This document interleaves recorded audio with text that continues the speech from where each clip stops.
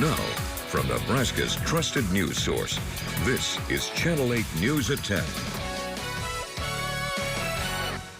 Now at 10. Today, the sports world lost a legend. Checkered flag lowered. The NASCAR world mourning the loss of Kyle Busch. How fans, drivers, and teams are honoring a racing legend tonight. Then, building it cheaper. We're leading that HUD from a federal standpoint, and I'm encouraging all localities, states, and cities to take inventory of the regulatory environment. How state and federal leaders say they plan on helping more families buy homes faster. Also, trading talent. Not everybody has the money. Why hundreds are joining a new Nebraska bartering community. And rising from the ashes, the Edgerton Explore It Center nearing the end of repairs. What's still left before the center can fully reopen?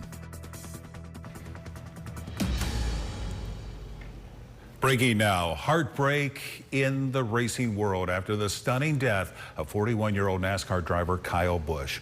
NASCAR and his family saying in a statement tonight he was a future Hall of Famer. Kyle was a rare talent who came along once in a generation. Good evening, everyone, and thank you so much for joining us tonight. Busch spending more than 2 decades in the sport, winning championships, setting records, and building a massive fan base known as Rowdy Nation. Here's a live look at Indianapolis Motor Speedway, where fans are gathering after the news of his death. The track honoring the NASCAR star tonight with a backdrop of Busch. He won the Brickyard 400 there back in 2015 and 16. Tonight, his impact reaching far beyond the racetrack. Today, the sports world lost a legend. Kyle Busch, 2-time NASCAR Cup Series champion, passed away this afternoon at the age of 41. Our thoughts are with his family, friends, and fans around the world. The NHL's Carolina Hurricanes holding a moment of silence before puck drop tonight in honor of the NASCAR star. The family of 2-time NASCAR Cup Series champion Kyle Busch saying he had been hospitalized earlier Thursday with a severe illness, and then hours later they said he had passed away. On May 10th, Busch had asked for a doctor to meet him after a race in New York after reportedly struggling with a sinus cold. Fox Sports capturing the radio comms from his car. Somebody try to find Phil Heisel, the Hendricks doctor guy. Tell him I need him after the race, please. Busch won 234 races across the sport's 3 national series, more than any other driver in history, winning 63 Cup Series races. It's genuinely impossible to properly articulate what an incredible talent Kyle Busch was. He came into NASCAR at 16 years old. They had to change rules because he was so good so young. Dale Earnhardt Jr. is remembering Busch tonight, saying, quote, Kyle was one of the greatest drivers in NASCAR history. No one can deny that. Earnhardt also saying the two spent years at odds before eventually rebuilding their friendship. He added, quote, my heart is broken for the Busch family. I will never be able to make sense of this loss. Country star Blake Shelton also reacting tonight, saying, quote, man, I am so shocked and sad to hear about Kyle Busch passing away. Shelton saying he first met Busch when he was just 20 years old, calling him a legend while offering prayers to his family. And for the latest developments on the death of Kyle Busch, including reaction from around the sports world, download the Now Local News app. We first brought you this breaking news. You can scan the QR code right now to download it and stay up to date as new information comes in. New details tonight. The Edgerton Explore It Center says repairs are nearly complete after February's Raptor area fire. The center says repairs and restoration work are now nearing completion with one final odor treatment scheduled this week. The center also says it's raised about $90,000 toward a new fire-safe Raptor enclosure. It has already added 2 new Raptors to its team. Well, only on 8 tonight, a service swapping group taking off on Facebook. This kind of just brings the light back into small businesses. To save money and help other Nebraska small businesses. The name of this group, Business Besties. Channel 8's Jake Holman joins us now to explain how they have each other's backs. Jake? Rod, with a struggling economy that's leaving small business owners to resort to other options instead of spending money or services, items or products, they're now trading their own with other local businesses, all thanks to a new Facebook group created just a few days ago. nobody has money right now. So this kind of just brings the light back into small businesses all over. A group of Nebraskans coming together to support one another in hard times. And it was all started by Destiny Hadcock. A few days ago, she created a Facebook group called Business Besties, a place where hundreds of women-owned businesses can share, trade, and support one another.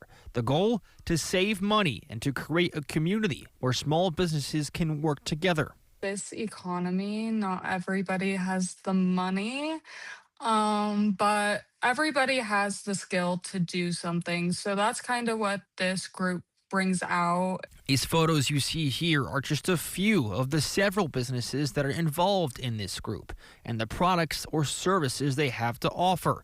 Hadcock says over 100 have already joined and now also created another bartering type group for co-ed, including everyone. You know, that carpenter, that plumber has kids too. He might need a birthday cake, and I'm a photographer, so like I might need something built as a backdrop, so like everyone has value. But Hadcock says this is just the beginning. More people that join, just like the more trades you have, the more variety you have, like there's nothing wrong with saving a little bit of money or a lot of money while you're at it.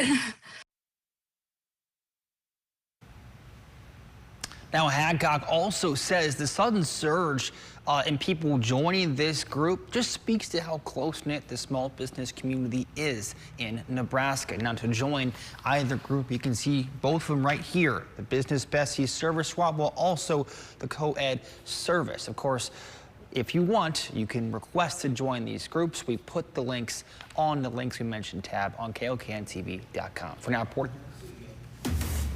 All right, thank you so much, Jake. Let's get a quick check of your first forecast. Hey, storms rumbling through the area tonight. Check out this shot from one of our security cameras out in our backyard by the tower here at the station. Quite the lightning bolt there. I want to thank our engineer Ethan for seeing that and bringing it to our attention. We knew Rusty and our viewers would like to see that. Now we're taking a live look across southeast Nebraska through our network of cameras. Before tonight's storms, it made for a spring-like day with cooler temps. Memorial Day weekend just around the corner. Will it warm up? Let's check in with Rusty for the latest.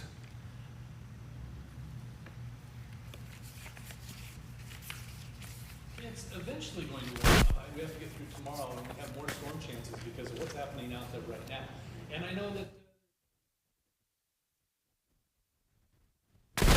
well, let me see. Is my microphone? It's on. Okay. I don't know. The microphone's on. Who knows what's going on? Here, but look at this. There are a few scattered showers and a rumble of thunder or two happening in southeast Nebraska. So we'll zoom in here and show you that there's a few bolts of lightning. There was those two, and now two just happened on the other side of that Gage-Lancaster County line. So I know the Husker softball team is trying to get that game in. We'll see. These lightning bolts are just, there's just a few out there, just enough to make a few folks nervous, I'm sure. 73 degrees on Saturday for your Memorial Weekend forecast. This is a fantastic Saturday, Sunday, and Monday stretch. So if you have all 3 days off, well done. 85 degrees by Monday. 6th and Perkins, some wet roads out there, not raining in Beatrice right now, but there's a little rain out there. One more storm just south and west of Beatrice. That's going to make its way towards Lincoln. And then a big storm system off to the west. That will be pushing from west to east as we head through the overnight into tomorrow. So lots of rain in the forecast. We'll take a look at the specifics in the full forecast. Rusty, you mentioned the lightning. Yeah, that first super regional game at Bowlin Stadium tonight, not going quite as planned. A lightning delay stalled play in the bottom of the first inning, and that was followed by some heavy rain. Channel 8 Sports Director Nate Johnson joins us now after bearing the storm tonight. What's the latest, Nate? Yeah, well, they were playing Purple Rain earlier. Pretty fitting for the scenario. Yeah, a lot of rain coming through, still drizzling a little bit right now. Let's go to some of the videos from that rain that came through. And I got to tell you, beforehand, we saw some pretty dark clouds. No expert on clouds, but we were like, that doesn't look good. And a couple minutes later, here comes the rain. Yeah, we saw some lightning, and that was certainly present, and so a delay was enacted there in the bottom of the first inning. Top of the first was fun, though. Jordy Fromm had 2 strikeouts to get us going. So gates reopened at 9:40. First pitch is set for 10:10 here in a little bit, so we'll have an update later in the sports zone for Oklahoma State, Nebraska, the first ever super regional game at Bowling Stadium. So looking forward to seeing how this one turns out. Hopefully they can get it done, and we'll have an update later on here in the sports zone. For now, though, Rod, we'll go ahead and set things back over to you. All right, Nate. And whether it's a rain delay, a score change, or breaking sports news, you can keep up with Channel 8 Sports Team anytime on the Now Local News app. Scan the QR code on your screen to download it and stay in the know. Well, new tonight, a great day on Wall Street as the Dow clinches a record high.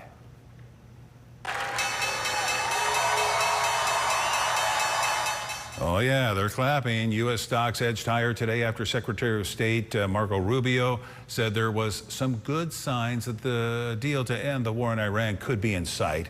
As you can see, the Dow shot up 276 points to end at a record high. NASDAQ and the S&P also up 23 and 13 points, respectively. New at 10, state and federal leaders say Nebraskans into homes, getting them into homes faster starts with cutting costs. In Omaha, Governor Pillen and the U.S. Housing Secretary talked about what they call outdated building rules and how changing them could help lower the price of building homes here in Nebraska.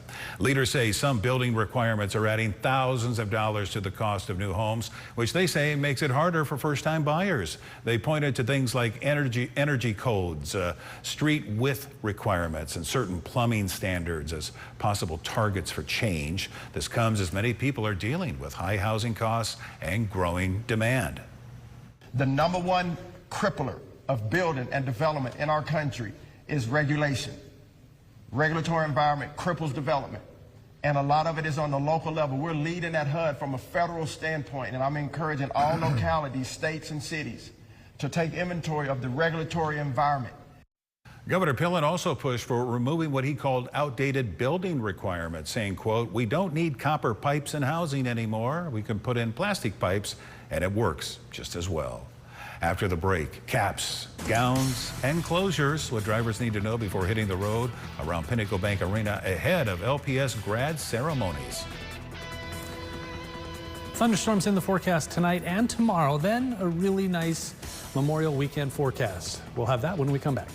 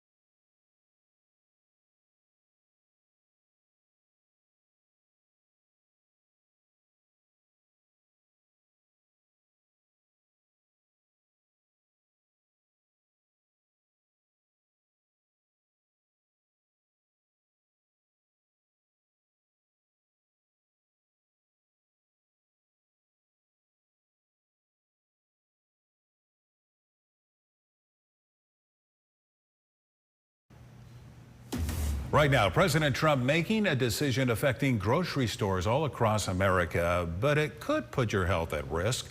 These new changes to refrigeration rules might just save you some bucks at the grocery store, but many say it doesn't come without consequences. Channel 8's Danielle Da Silva joins us now to explain. Thanks to today's reforms, the American people have lower grocery prices, cheaper transportation of goods, a lower cost of air conditioning, at no detriment at all to our country. Zero. So what are these rules and how are they changing? Both aim to do away with a toxic chemical called hydrofluorocarbons. The first rule mandates grocery stores and other businesses to replace refrigeration models that lack features to prevent the release of these toxins. Now, President Trump is delaying the deadline of this replacement. Putting this off is directly delaying food price increases that would have been necessary for them to afford the change. The owner of Food Fresh grocery stores says, I literally 2 years ago put in equipment that should have about 20 more years of useful life, and to replace literally every single piece of equipment in our store would have been unbelievably cost prohibitive, driving up costs as we fight every day to try to keep them as low as we can. You could look for $800,000 to $1.5 million per store to do a change out. The second rule targeting restrictions within refrigerated transport trucks, initially aiming to prevent the leaking of these toxins within those trucks. But now Trump says these types of trucks will be excluded from any previous restrictions. EPA President Lee Zeldin says the changes won't influence public health, but other supporters for the initial rules disagree. Climate campaign director Avipsa Mahapatra sent this statement to Channel 8. Today's decision is a reckless step backwards for climate action, public health, and economic certainty. Amid dangerous heat waves, climate-fueled disasters, and rising energy costs, administration is choosing to weaken one of the most effective climate measures available. Danielle Da Silva for Channel 8 News. Now, your Storm Alert Team forecast with Chief Meteorologist Rusty Dawkins. As the storm started to roll through this evening around 8:15, 8:20, 8:30, bolt of lightnings, bam! I mean, it shook the whole building. So I went outside with my camera and I'm just waiting, and I got that one, which a little too close for comfort, let me tell you. I think the hair on the back of my neck stood up as I was taking that picture, but goodness sakes. There were some really close lightning bolts out there. So just as the game got started, the Husker softball game, and hopefully they can get that in. We'll look at the radar here in a second. First, temperature-wise, 10 degrees below average for a high today. Precipitation, well, we saw some today, so we're keeping up with normal. We'll see how long we can do that. 48th and Cornhusker Highway, ABC Seamless. They need to open that road. This is less fun for me, which is fine. I probably needed a break watching everybody try to run the red light, but it sure is fun. Drought monitor, not fun. It did improve a little bit. This is today. You can see southeast Nebraska improved a little bit, parts of south central Nebraska, but western Nebraska still needs rain. The good news is there's some out there right now. Temperatures are in the 50s for all of us except Beatrice at 60 degrees. Everybody else in the 50s. We're at 61 though in Falls City. So everybody else, so 57, 58. That's about it. A lot of 57s and 58s. The wind is out of the southeast at 5 to 10 miles per hour, up to 15. A few scattered showers and a bolt of lightning every now and then. That is not what Husker fans want to see if they're trying to get this game in. So there's one right there. This is just one cell, but that's moving north and east. These cells right here are moving north and east. This over here by Hebron has some lightning in it, but it's trying to move west of Lincoln a little bit. So while there is rain out there, if we can dodge those lightning bolts, they might be able to get that game in. It'll be close. Zooming all the way out though, this is good news. Look at all of this rain from Valentine down to North Platte into Colorado. Some strong storm, well, medium strong storms in parts of west central Nebraska near North Platte. This is all going to be making its way from west to east, and there's even more rain on the other side of this. So if you have outdoor plans tomorrow, have an umbrella handy, because this is all going to eventually get into eastern Nebraska, and there's still scattered showers and thunderstorms. This wave right here eventually pulls into central Nebraska by about 6 o'clock in the morning. Quiet for central and eastern Nebraska for a little bit, and then storms are going to be possible between 9 and noon. That wave moves through, and then here comes wave number 2 or 3 or 4, however however you're counting. But that line goes from Sioux City to Omaha to Lincoln to Beatrice, and this is around 3 or 4 o'clock in the afternoon. So we've got a wave in the morning, then kind of a break, and then a wave in the afternoon and early evening, and then that should be about it. Notice everything by about 6 p.m. still in Omaha, maybe towards Beatrice, but that eventually makes its way into Iowa, strengthening as it goes, but by 10 p.m., that should be it. Crossing my fingers. Also cross my fingers on this. We need the rain, so hopefully everybody that needs the rain sees a nice soaking tonight into early tomorrow morning, and then on and off throughout the day tomorrow. Tonight, temperatures in the 50s, high temperatures tomorrow in the 60s, middle 60s, upper 60s, southeast wind at 10 to 20 miles per hour. Really nice day on Saturday. A little warmer on Sunday, but 80, and then a little warmer on Monday, Memorial Day, 85, and then more rain chances. So that's, you know, you can't have rain over and over and over again. It starts to just wash off and it doesn't do anybody any good. So if you can kind of space it out a little bit, where you get rain and then a little bit of a break and then rain and then a little bit of a break, that truly helps out if you're in a drought. And temperatures all next week in the 80s. Here's a look at your weather trivia. What month does hurricane season begin? June, July, August, or September? And I just read they are expecting fewer hurricanes this year. Why I have this question. Well done. Is it June? It is June. It makes sense. If you were reading about it today, right, probably makes sense that it starts in June. It goes from June through the end of November. Right. Okay. It pays to read, right? I guess. All right. Thank you, Rusty. Happening tomorrow, making room for high school graduates at Pinnacle Bank Arena. I want to let you know, Canopy Street between Q and R between the alley there at the Red 1 garage right across the street from the PBA. And 7th Street, they're going to be closed. You can see it right there for high school graduation. The streets are scheduled to reopen Tuesday, May 26th. Now, 4 more roads are scheduled to close next week around Lincoln for repairs. We don't have time to list them all. We have a link to all the information you need on our Links We Mentioned tab on KLKNTV.com. Coming up next, we head into the Sports Zone. Nate Johnson will join us from Bolin Stadium. He'll have the latest from tonight's Super Regional. At least, what, half an inning was played or so? He'll have an update. Stay with us.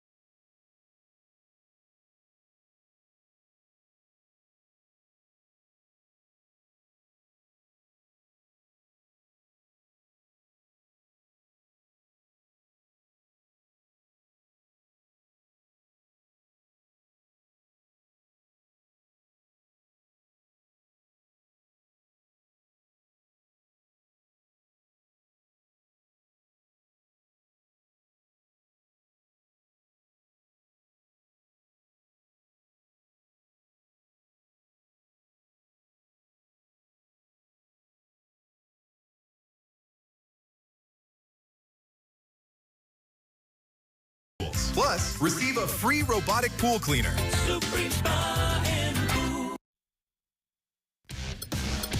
Now, from the Channel 8 Sports Zone, sponsored by Green's Furnace and Plumbing, here's Channel 8 News Sports with Sports Director Nate Johnson. The Channel 8 News Sports Zone.